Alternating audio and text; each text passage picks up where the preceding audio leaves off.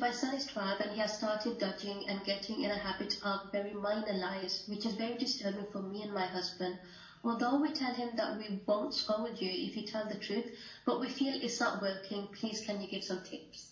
Yeah, lying is something which tells you, it's an indication that your child is not able to express his genuine needs.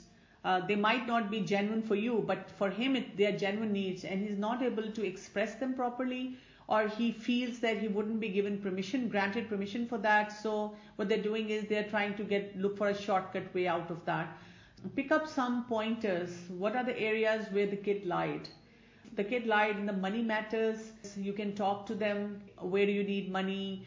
How you could be spending it? And what are our concerns related to money, so that you can sort of, work around those areas. If it is related to their ibadah, or if it is related to their dealing with their friend, going out there with their friend, hanging out with their friend. So again, you have to bring them to the right parameters by not just telling them, beta, we won't say anything if you talk to us.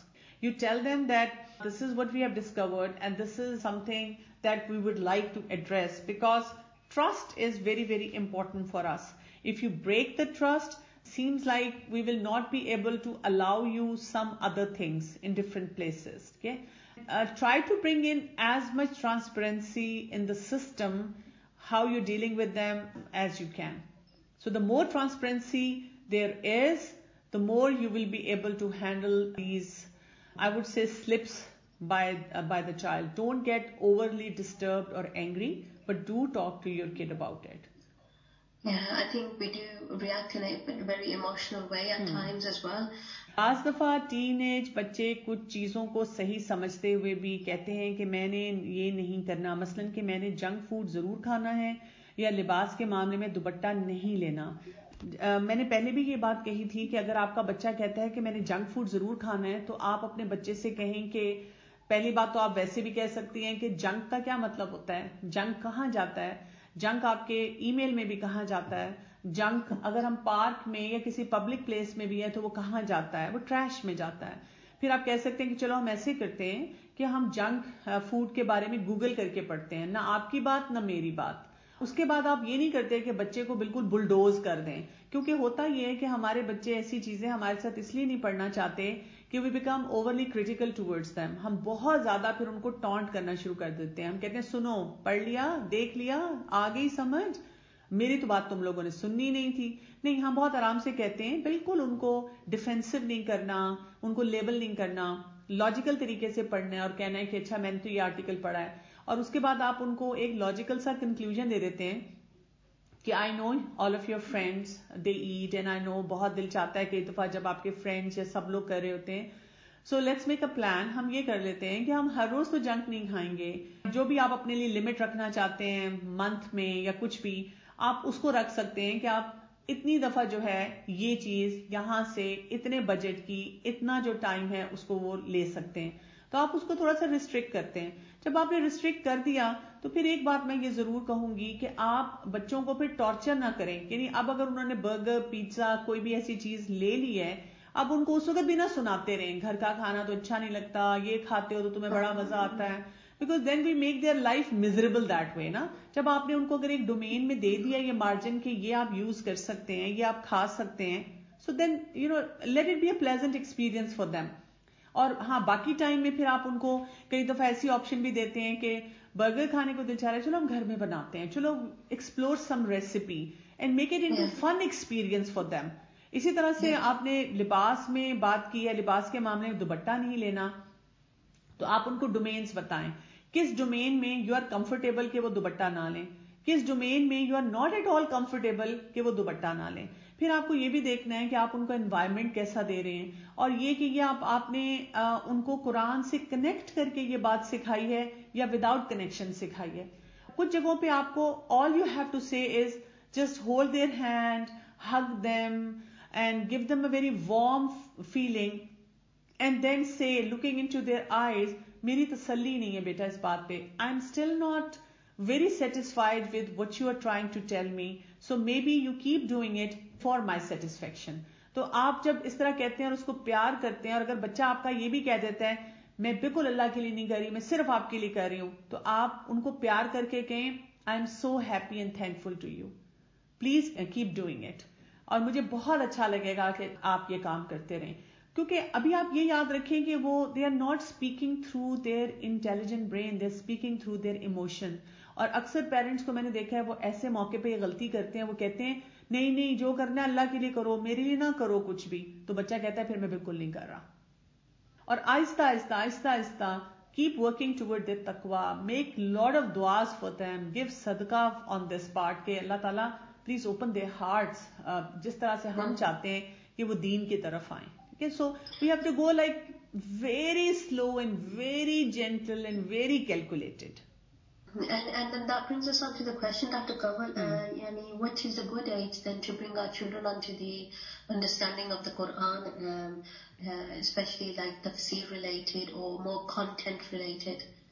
I would say at any age, when your kid starts going to the school, and you can open their books and you can look at the comprehension that they're getting over there, like their literature, their sciences, even mathematics. So sometimes children are learning such difficult concepts in their school environment and we are not educating them about religion. We have to bring that in balance. Look at what they're studying in their school and then try to educate them in the same manner. One thing, integrated through their studies. Secondly, even the religious concepts. Like if the teachers start working on the compulsory concepts and the compulsory questions and the compulsory things that they have to adopt for their question paper for examination point of view, let's say in grade 4 or grade 5. So that should bring you to that point that, okay, now I have to start working on the compulsory aspects in religion as well. When the teachers are talking about habits, the manners and following rules, so you start working on different sunnahs. So it's an ongoing process, and all the time you have to be bringing them closer to what is there in Quran and Sunnah. And also remember, the results are not in our hand. The results are with Allah subhanahu wa ta'ala. Allah subhanahu wa ta'ala. So this means that there is to be an active parental involvement in what the children are learning in school as well. Yeah, exactly. Especially in the UK, the largest religion is Christianity, and the second religion, which is now ranking, is actually atheism with 34% roundabout. So, and in the beginning of the session, you mentioned about the challenges faced with ideologies, and I believe that is like a really big challenge, not facing only the young crowd, but also us as adults, especially young adults when they're going into universities, facing concepts like atheism, pluralism, relativity, all these type of terminologies that, subhanAllah, these philosophies are even difficult to understand, but yet we are left in doubt, so we're left questioning our faith. I hear of certain students who have gone into university who are being taught Islamic studies by non-Muslims, and they've come out of class so confused about their own faith. Yeah. So how would you, what advice would you give on this? I would say that before you know that your kid is going to be more independent in the thought process moving towards a university level, you need to teach them Aqidah, the very basic foundation principles of religion. Because a lot of time when we're teaching them to pray, like be attached to the rituals, we're focused on the rituals. We are not focused on the inner seed. Because if that seed that is implanted inside their heart, that is firm, that is fine, then they will be able to understand. Secondly, whenever your children, they come up with any remark, any sentence, anything which is like, how do I know that Islam is the only true religion? And you're like, Astaghfirullah, where did this thought come from? You immediately listen to some of the lectures, some of the sessions which are done by the organizations which are working on this atheism and other different ideologies, and how they are logically handling and guiding these students. So then you can sometimes sit with your kid and say, that's a very good question. Let's listen to this certain talk together and let's then discuss these pointers. Because you can always say, maybe I'm not an expert and maybe I won't be able to explain these things to you well. Now what we usually do is, we tell them, I'm shocked. How could you even think like that? And then we say, Astaghfirullah, we shouldn't be talking like that. हमें बिल्कुल ऐसी बात नहीं करनी. Then we push their ideas back. So the kids, they stop discussing with us, but they are constantly exposed to those ideologies. And ultimately comes a point, now you want to take them to a certain scholar or introduce them to a certain forum, and the kids, they are so deep in those wrong ideologies that they resist going there. So you need to catch them very early and educate them very early in these concepts. Subhanallah.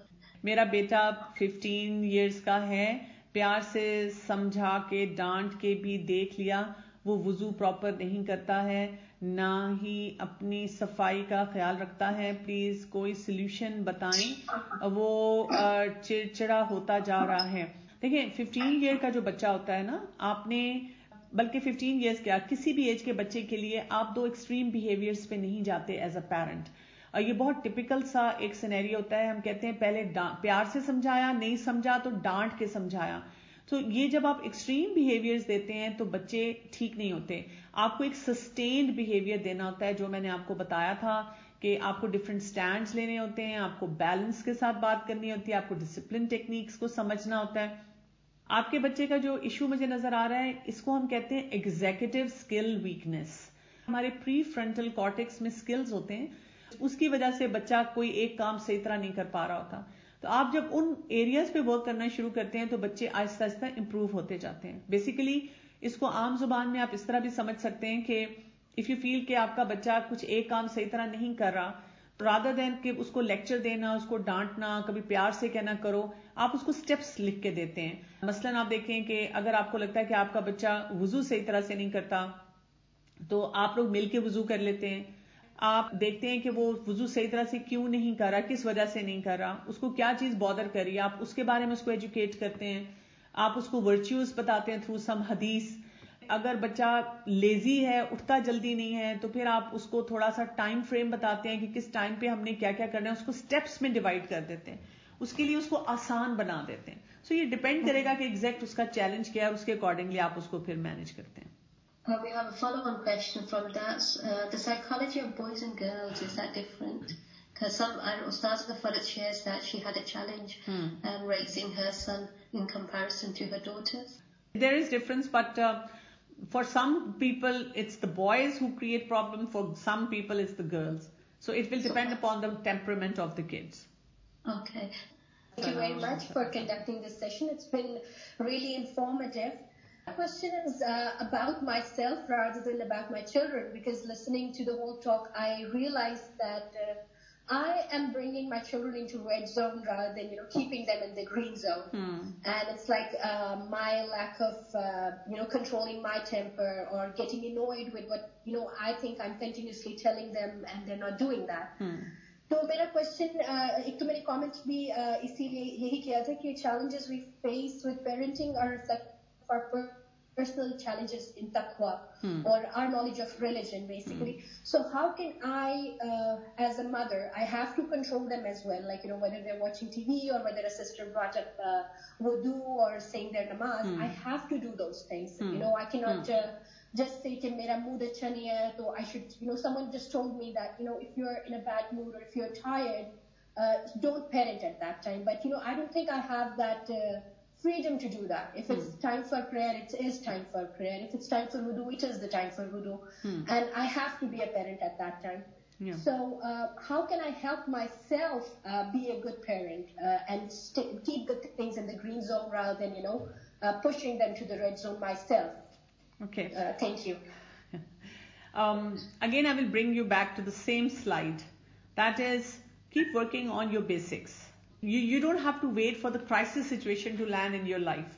If you have a balance, like taking care of yourself, burnout नहीं होना चाहिए आपका. और उसके लिए ये है कि you eat on time, you sleep on time, you drink a lot of water, you do some physical activity, even if for like 15 minutes a day. At the very same time, you eat healthy, then you read some book, apart from like you have a time fixed for your Nazra Quran, then your comprehension, tafsir of Quran, you read some hadith, you set some targets for yourself, some healthy targets for yourself each day. It could be just very bare minimum that you adopt depending on what's your schedule and how much help you have at home.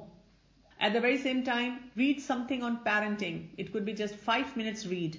So all these things are going to accumulate, and all these things are going to produce a very enhanced effect. Someone said that if you bring in a change in yourself, 1% change in yourself every day, so end of the year, it's not 100%, it's 365%. So parents, what they do is they keep just focusing on their exhaustive patterns, and they don't work on the areas where they easily can. And whenever somebody guides them, okay, please work on yourself, they think of giant leaps. How can I pull out 3 hours for myself? You don't have to. You pull out 5 minutes for yourself every 1 hour. Do something healthy with your life. So the more balance you have in your life, then more equipped you would be to handle different situations. Rather than focusing on your anger and your stress, focus on how you bring the balance and healthy parameters every day in your life. Break it up and take its easy steps, subhanallah. Joint family में रहते हुए specially lockdown के दिनों में 6 साल का बच्चा बहुत जिद्दी होता जा रहा है. मार खाएगा, डांट सब कुछ, मगर मना नहीं होता शरारतों से. I was waiting for this question. I thought that maybe I have more audience from UK, so maybe in-laws का मसला नहीं होगा. Whenever I take a parenting session, one topic that usually comes up is the joint family system, where we feel like a victim and helpless. Let me tell you that lockdown or no lockdown, basically it's all about how you are working on your own self, how you are managing your time, how you are working on your relationship with your in-laws, and then what areas you're picking on your kid. डांट कभी भी solution नहीं है. अगर आप डांट के अपने बच्चे को कुछ भी करवाने की कोशिश करेंगे तो बच्चा जिद्दी भी होगा, बच्चा तंग भी करेगा, बच्चा आपकी बात भी नहीं सुनेगा. आपको अपने घर के सिनेरियो को अंडरस्टैंड करना है. आपके हस्बैंड कैसे हैं, हस्बैंड को समझना है कि मेरी वाइफ का टेम्परामेंट कैसा है, इन-लॉज अगर साथ रहते हैं तो वो क्या पसंद करते हैं, क्या नहीं पसंद करते, और फिर उसमें से आपको एक विन विन सिचुएशन निकालनी है कि what is allowed and what is not allowed. फिर आपको अपने बच्चे के लिए क्लैरिटी से एक टाइम टेबल बनाना होता है कि अगर बच्चा ये काम करेगा, और रिपीटेड पैटर्न्स जो आ रहे होते हैं उसमें देखना होता है कि मैंने इसको कैसे समझाना है, इसको कैसे मूव ऑन करवाना है, इसको कैसे डिसिप्लिन करना है, इसको कैसे मैंने ऑल्टरनेटिव्स देने हैं. तो जो भी ये सवाल मुझसे पूछे, मैं उनसे सबसे पहले पूछती हूँ, how equipped you are about discipline techniques. आपको 6 साल के बच्चे की पर्सनैलिटी, उसके लिए क्या रूल्स बनाने चाहिए, उसके लिए क्या डिसिप्लिन टेक्निक्स होनी चाहिए, उसके बारे में कितनी क्लैरिटी है. अगर तो आपको क्लैरिटी है और फिर आपका ये चैलेंज है तो फिर हम उसको एड्रेस कर सकते हैं. लेकिन अगर आपके पास ये क्लैरिटी नहीं है, आपको पता ही नहीं है, आप टोटली कंफ्यूज्ड हैं कि 6 साल के बच्चे को कैसे हैंडल करना चाहिए, उसका नॉर्मल बिहेवियर क्या होता है, तो इससे आगे बात नहीं जाती. पहले आप गूगल करें, पढ़ें कि 6 साल के बच्चे का नॉर्मल बिहेवियर क्या है, 6 साल का बच्चा किन किन बातों पे जिद करता है और उसको हैंडल करने का तरीका क्या है. और आप देखें, आप खुद से इक्विप हो जाएंगी. इन-लॉज का कोई मसला नहीं होगा, मसला सिर्फ ये है कि आप उसको डील कैसे करते हैं. How to handle the situation when teenagers say, my friends are doing this and doing that, their moms are good, but you are always forbidding me, you are not a good mom, etc. बच्चा ऐसी बात कहता है तो आप बच्चे को गले लगाएं, बच्चे को प्यार करें और बच्चे को कहें कि जी बेटा, उनकी मदर्स बहुत अच्छी होंगी, मुझे इस पे कोई एतराज भी नहीं, और मुझे ये भी एतराज नहीं कि वो अपने घरों में क्या कुछ करते हैं, लेकिन क्योंकि आप मेरे घर में रहते हैं तो यहाँ पर आपको मेरे मुताबिक काम करना पड़ेगा. जैसे पाकिस्तान में रहकर हम ये नहीं कह सकते कि अमेरिका कितना अच्छा है, इंग्लैंड कितना अच्छा है और यूएई कितना अच्छा है और वो कितने अच्छे अच्छे काम करते हैं. हमें तो अपने मुल्क में रह के अपने यहाँ पे जो हमारी नेशनैलिटी होती है उसके मुताबिक जो रूल्स रेगुलेशंस है हमें काम करना है ना, हमें उसी सिस्टम के मुताबिक आगे चलना है.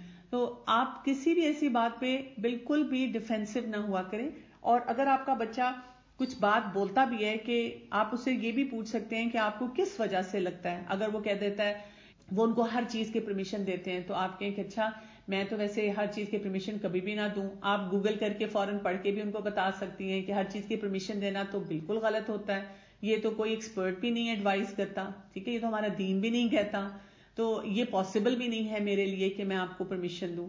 तो आपने बिल्कुल लॉजिकल तरीके से उनसे बात करनी है और प्यार का इजहार बड़ा भरपूर करते चले जाना है. और अगर वो ये भी कहे कि you are not a good mom, तो आप कह सकती हैं कि चलें आप मुझे बताएं कि आपका क्राइटेरिया गुड मॉम का क्या है, तो उसमें से जो चीजें भी मेरे लिए पॉसिबल होंगी मैं उनको जरूर इख्तियार करूंगी। और आप वाकई जो सही बातें हैं, हो सकता है आप किसी बात पे ऐसा, यानी कि जैसे कहते हैं ना रेड स्टैंड बना रही हैं जहां पे येलो या ग्रीन स्टैंड होना चाहिए, तो आप उसको ग्रीन स्टैंड बना लेंगी, आप वहां पे अपनी इस्लाह कर लेंगी। लेकिन जो चीजें नहीं करने वाली वहां पे आप बच्चों को बता देंगे कि बेटा ये तो नहीं हो सकता, ये पॉसिबल नहीं है, तो बात वहां पे खत्म हो जाती है। Jazakumullah khairan kathira. And just going on from that question, we have a question here. In the beginning, it was mentioned about how habits are formed and how that is value laden, that the correct values, they lead to a productive or good habits. Where values are being taken from the mainstream schooling or from other sources of authority, and they are conflicting with parental values or parenting, how would we balance or manage that? If we look at Seerah, what do we find out? The Prophet ﷺ, he was laying out or inviting people towards a system which had totally conflicting values with what was being practiced in the society. We always have to understand that Allah subhanahu wa ta'ala has given us this life based on fitrah. So our inside would always be more calm and more settled with what is right, what is there in Quran and Sunnah. And how did the Prophet ﷺ impart that knowledge? First of all, through his own personality, through his own clarity, through his own vision. So many times when the parents, they are trying to look into the conflicts, what are in the society and what are the practices at home, they are confused themselves. A lot of time they take the burden of, am I taking the right decision at this spot? So what I would advise you again and again is increase your knowledge base. The more sure you are that you are taking the right decision, the more impact it will be passing on to your children. Second important thing is give confidence to your children in right places. Okay, because sometimes when we have a list of don'ts related to the fun that the rest of the kids are doing, and our kids obviously can't be indulged into those areas, we need to generate healthy fun activities. Also create some halakas, some areas where our kids also seem to enjoy something. If everything is no for them, then where do they go? Then third thing is we need to bring them into leadership role. Rather than telling them that you're a victim because you're a believer, so as a Muslim you can't do this and this and this and other people will be having fun, you tell them that we have been given a leadership role right now. So a leader has to stand out through his personality. So we can't be followers in everything. We need to have those qualities and traits in ourselves. Then also help them through some strong mentors who are practicing right and they can impact our kids. If there is not a mentor around, then make du'as and you present yourself as that mentor. Keep guiding them about the evils which exist in the society. Like while you're protecting them, bring that awareness to them ahead of time so that they understand these are the challenges in the society, and if we come across those challenges, who is the right person to discuss this challenge with. And again, a lot of du'as, protection du'as and du'as for being steadfast on deen.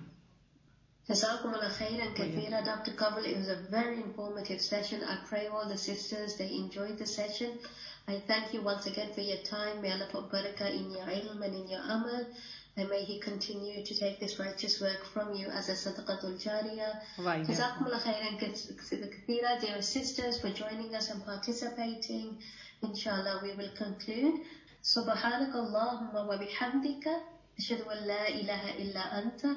أستغفرك وأتوب إليك. السلام عليكم ورحمة الله وبركاته. وعليكم السلام ورحمة الله وبركاته.